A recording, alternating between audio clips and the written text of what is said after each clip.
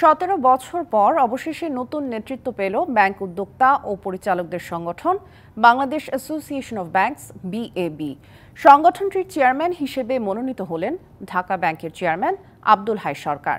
দায়িত্ব নিয়েই তিনি জানালেন, ব্যাংক খাত থেকে কিছু নিতে নয়, বরং দিতে এসেছেন। ব্যাংক উদ্যোক্তা ও পরিচালকদের সংগঠন BAB বলতেই এতদিন সামনে ভেসে উঠত এক্সিম ব্যাংকের চেয়ারম্যান নজরুল ইসলাম মজুমদারের ছবি। 17 বছর ধরে গুরুত্বপূর্ণ এ সংগঠনটিকে অনেকটা কুক্ষিগত করে রেখেছিলেন তিনি। এক্সিম ব্যাংকের জাল পড়েছে পদ্মা নদীতে, যাকে যাকে ইলিশ আসবে। তার বিরুদ্ধে অভিযোগ আছে নামে বেনামে ঋণ, ব্যাংকের টাকা জালিয়াতি ছাড়াও 15 বছরে প্রায় 10,000 কোটি টাকা তুলে নেয়ার। সরকার পতনের আগেই দেশ ছাড়েন এ সমালোচিত ব্যবসায়ী।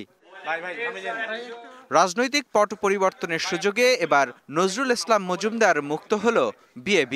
সোমবার সকালে রাজধানীর গুলশানে FBCCI এর সাবেক সভাপতি ও ন্যাশনাল ব্যাংকের চেয়ারম্যান আব্দুল আওয়াল মিন্টুর সভাপতিত্বে অনুষ্ঠিত BABর বৈঠকে নির্বাচিত হয় নতুন নেতৃত্ব। আমি আশা করি ওনারা বাংলাদেশে ব্যাংকিং খাতের অর্থাৎ ওভারঅল আর্থিক খাতের সমৃদ্ধির জন্য ওনারা কাজ করে যাবেন দেশের বৃহত্তর স্বার্থে। সংগঠনটির চেয়ারম্যান নির্বাচিত হন ঢাকা ব্যাংকের চেয়ারম্যান আব্দুল হাই সরকার, আর ব্যাংক এশিয়ার চেয়ারম্যান রৌফ এবং ফার্স্ট সিকিউরিটি ইসলামী ব্যাংকের চেয়ারম্যান আব্দুল মান্নান দায়িত্ব পেয়েছেন ভাইস চেয়ারম্যানের। নতুন কমিটির কাছে নিজেদের প্রত্যাশার কথা তুলে ধরেন সদস্যরা। নির্বাচিত হয়ে ব্যাংক খাতকে এগিয়ে নিতে কাজ করার আশ্বাস দিলেন নতুন নেতৃত্ব। এখানে যারা আসে তারা তো কারো তো টাকার অভাব নাই, সবাই তো ইনশাল্লাহ টাকার মালিক সবাই।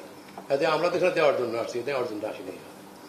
যেগুলো আগে প্র্যাকটিস করা হয়েছে ওগুলো রিপিট হবে না। এখানে আমরা প্রতিজ্ঞাবদ্ধ, আমরা ব্যাংকিং ইন্ডাস্ট্রিতে দীর্ঘদিন কাজ করেছি, ইন্ডাস্ট্রি আমরা বুঝি এবং সেখানে কন্ট্রিবিউট করার ব্যাপারে এই লোক অত্যন্ত ডেডিকেটেড।